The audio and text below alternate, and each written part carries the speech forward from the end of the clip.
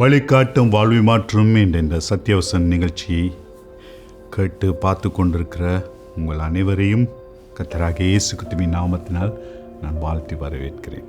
திரும்பவும் ஒரு முறை உங்கள் மத்தியில் வார்த்தை போதிக்க கர்த்தர் எனக்கு கொடுத்தானுக்கிறதுக்காகவும் கேட்குறதுக்கு உங்களுக்கு கொடுத்த தேவ கிருபைக்காகவும் நான் என் ஆண்டவர் இயேசுவுக்கு நன்றி மகிமை எல்லாவற்றையும் நான் கூறுகிறேன். இந்த நாளில் முதிர்ச்சியை குறித்து நம்ம எந்த அளவுக்கு நம்முடைய வாழ்க்கையில் முதிர்ச்சி அடைந்திருக்கிறோம் என்பதை குறித்து இந்த நாளில் பேதுரு என்ற ஒரு தேவ மனிதனுடைய வாழ்க்கையிலிருந்து நம்ம கற்றுக்கொள்ள போகிறோம். எங்களுடைய வாழ்க்கையில் மெச்சூரிட்டி இல்லாட்டி பக்குவம் அடைகிறது இது ரொம்ப முக்கியமான ஒரு காரியமாக இருக்குது. பொதுவாக சொல்லுவாங்க, சின்ன பிள்ளைகளாக இருந்தபோது நாங்கள் சின்னவங்களை போல் இருந்தோம், பெரியவர்களால் ஆன பிறகு நாங்கள் பெரியவர்களைப் போல இருக்க வேண்டும் என்று சொல்லி. பெரியவர்கள் சிறியவர்கள் ஆக்கிவிட முடியாது, சிறியவர்கள் பெரியவர்கள் ஆக்கிவிட முடியாது. ஆனால் சிலருடைய வளர்ச்சி அப்படியாக இருக்கலாம், ஒன்று ரெண்டு சிலருடைய வளர்ச்சி. ஆனால் ஆண்டவர் இயேசுவுக்கு நாங்கள் நன்றி சொல்ல வேண்டியிருக்குது. எங்களை ஆண்டவர் எல்லா விதத்திலையும் எங்களை நிறைவாக படைத்தவராக எங்களுடைய சரீரத்தில், எங்களுடைய அறிவுபூர்வமாக காரியங்களில் நாங்கள் இன்னும் நிறைவாய் இருக்கிறதுக்கு ஆண்டவர் இயேசு நமக்கு உதவி செய்து கொண்டிருக்கிறான். ஏதாவது சரீரத்தில் ஒரு குறைகள் இருக்கும்னு சொன்னால் என் ஆண்டவருடைய சமூகத்தில் ஒப்பு கொடுத்து அதோடு வாழ்கிறதுக்கு ஒரு வேலை கர்த்தர் எங்களுக்கு ஒரு காரியத்தை வைத்திருப்பான்னு சொன்னால் நாங்கள் அந்த தேவ கிருபையோடு நாங்கள் வாழ வேண்டியவர்களாக இருக்கிறோம். இந்த உலகத்தில் நாங்கள் எவ்வளவு தான் நிறைவாக நாங்கள் படைக்கப்பட்டிருந்தாலும் இந்த உலகத்தில் உள்ள அநேக சக்திகள் எங்களை நிறைய நேரங்களில் பலவீனப்படுத்தி கொண்டே இருக்கும். ஒரு வேளை அது ஒரு சரீரத்தில் ஏற்பட்ட பலவீனமாக இருக்கலாம், இல்லாட்டி எங்களுடைய பொருளாதாரத்தில் ஏற்பட்ட பலவீனமாக இருக்கலாம், இல்லாட்டி பல விதங்களில் உறவுகளால் வந்த ஒரு இழப்பாக இருக்கலாம், இல்லாட்டி நாங்களே யோசிக்காமல் செய்த காரியத்தினாலே நாங்களே சில இழப்புகளை சந்தித்திருக்கலாம். காலநிலைகள் ஏற்பட்ட சீற்றத்தினால் ஏற்பட்டிருக்கிற குறைவுகளாக எதுனாலும் எங்களுடைய வாழ்க்கையை நாங்கள் வாழத்தான் வேண்டியிருக்கு. ஆனால் அந்த வாழ்கிறதுக்கான அந்த பலனை இயேசு கிறிஸ்து நிறைவாக எங்களுக்கு தர வல்லமுள்ளவராய் இருக்கிறாரு. ஆகவே நாங்கள் சின்ன பிள்ளைகளை போல நாங்கள் யோசிக்கிறவர்களாக அல்ல. ஆரம்ப நிலையில் இருக்கிறவர்களுடைய சிந்தனை வேறு, அதில் படிப்படியாய் வளர்ந்த பிறகு அவருடைய சிந்தனை வேறாக இருக்கும். பொதுவாக கிரேட் 1க்கு போயிட்டு எங்களை போட்டாங்கன்னு சொன்னால் அந்த இடத்துல ஆனாலேருந்து அக்கண்ணா வரைக்கும் நாங்கள் படிக்க ஆரம்பிப்போம். ஆனால் நாங்கள் ஓலெவல் ஏலெவல் இல்லாட்டி கேம்பஸுக்கு போவோம்னு சொன்னால் நாங்கள் எங்களுடைய வளர்ச்சி வேறு மாதிரி நாங்கள் மற்றவங்களுக்கு சொல்லி கொடுக்குறவர்களாக மாறிவிடுவோம். அவை பேதுருடைய வாழ்க்கையில் இந்த காரியம் இருந்தனால அவர் ஆரம்பத்தில் அவர் வேதம் சொல்லுகிறது எல்லாத்துலேயும் அவர் முந்தி கொள்வார்.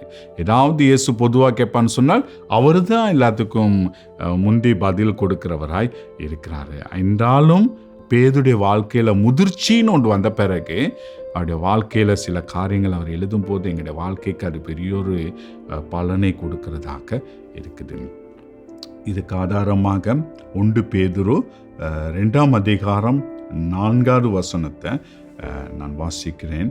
மனுஷரால் தள்ளப்பட்டதாயினும் தேவனால் தெரிந்து கொள்ளப்பட்டதும் விலையேற பெற்றதுமாயிருக்கிற ஜீவனுள்ள கல்லாகிய அவரிடத்தில் சேர்ந்தவர்களாகிய நீங்களும் என்று சொல்லப்படுகிறது.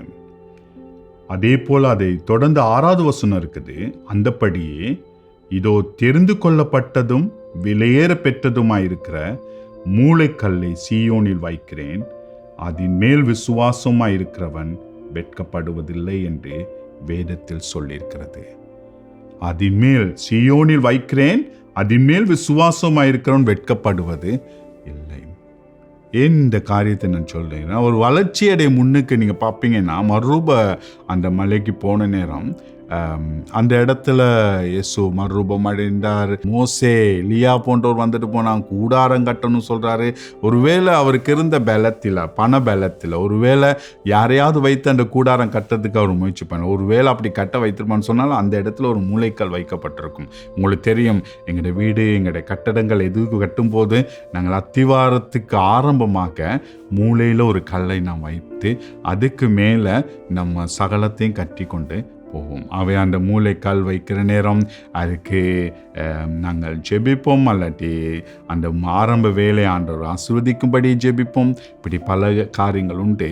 அவை அந்த மூளைக்கால் வைக்கிற அந்த காரியம் ரொம்ப விசேஷமாக ஒரு காரியமாக இருக்கிறது. ஆனால் ஒருவேளை பேதுருக்கு அன்றைக்கு அனுமதி கொடுத்துருப்பான்னு சொன்னால் கூட கட்ட இவர் மூளைக்காலையும் வைத்திருப்பார். ஆனால் முதிர்ச்சி அடைந்த பிறகு அவர் என்ன சொல்கிறாரு, அந்த மூளைக்கல் அவரிடத்துல தான் இருக்குது, அவராகத்தான் இருக்கிறார் என்று சொல்லி அதைத்தான் சொல்லுகிறார். என்னது, சீயோனில் வைக்கிறேன், மூளைக்கல்லை சீயோனில் வைக்கிறேன், அதன் மேல் விசுவாசமாக இருக்கிறவன் வெட்கப்படுவதில்லை. அந்த மூளைக்கல் கிறிஸ்து, அவர் மேல் விசுவம். இது முதிர்ச்சி அடைந்து வாழ்க்கையில் இந்த பேதுரு எழுதும் போது அவர் ஊழியங்களை செய்து அவர் கொஞ்சம் வயது போயிட்டு அவருடைய மரணத்தை சந்திக்கிற ஆரம்ப காலகட்டத்தில் அவர் இருக்கிறார். நீங்கள் அதை 2 பேதுல பார்க்கலாம். அவர் அந்த நிலையில் இருக்கும்போது அவர் சொல்லுகிற வார்த்தைகள் தான் இது. என்னது, அந்த மூளைக்கல் அவராகவே இருக்கிறார். இன்றைக்கு நம்முடைய முதிர்ச்சி எப்படிப்பட்டதாக இருக்குது. ஒரு காலத்தில் நாங்கள் இயேசுவை அறிந்து கொண்டோம். இன்றைக்கு பல வருடங்களாகி இன்றைக்கி எந்த அளவுக்கு இயேசு கிறிஸ்துவை பற்றி நாங்கள் அறிந்திருக்கிறோம், நான் மற்றவங்களுக்கு அந்த காரியத்தை நம்ம சொல்லக்கூடியதாக இருக்கும். இன்னும் ஒரு சந்தர்ப்பத்தை நாம் பார்ப்போம் என்று சொன்னால், 2 பேதுரு 1 அதிகாரம் 15 வசனத்திலிருந்து 19 வரை. 2 பேதுரு 1 அதிகாரம் 15 19 வரை. அதில் அவர் என்ன சொல்கிறாரு, 16வது வசனம் சொல்கிறாரு, நாங்கள் தந்திரமான கட்டுக்கதைகளை பின்பற்றுவதாக அல்ல, அவருடைய மகத்துவத்தை கண்ணார கண்டவர்களாகிய நம்முடைய கர்த்தராகிய இயேசு கிறிஸ்துவின் வல்லமை வருகையும் உங்களுக்கு அறிவித்தோம். நாங்கள் ஏதோ கண்ணால் கண்டதை நாங்கள் சொல்லுகிறோம். ஆனால் இது ஒரு கட்டுக்கதை அல்ல, இது ஒரு கட்டுக்கதை அல்ல. நாங்கள் கண்ணார கண்டோம். அது எப்படி கண்டோம், அது ஒரு நாள் நாங்கள் அவர் மறுரூபம் அடைகிறத அந்த பருவத்துக்கு நான் போனோம். அவர் சொல்லுறாரு, இவர் என்னுடைய நேசகுமாரன், இவரிடத்தில் பிரியமாயிருக்கிறேன் என்று சொல்லுகிற சத்தம் உன்னதமான மகிமையிலிருந்து அவருக்கு உண்டாகி பிதாவாகி தேவனால் அவர் கனத்தையும் மகிமையும் பெற்ற போது அவரோடு கூட நாங்கள் பரிசுத்த பர்வத்தில் இருக்க வானத்திலிருந்து பிறந்த அந்த சத்தத்தை கேட்டோம்.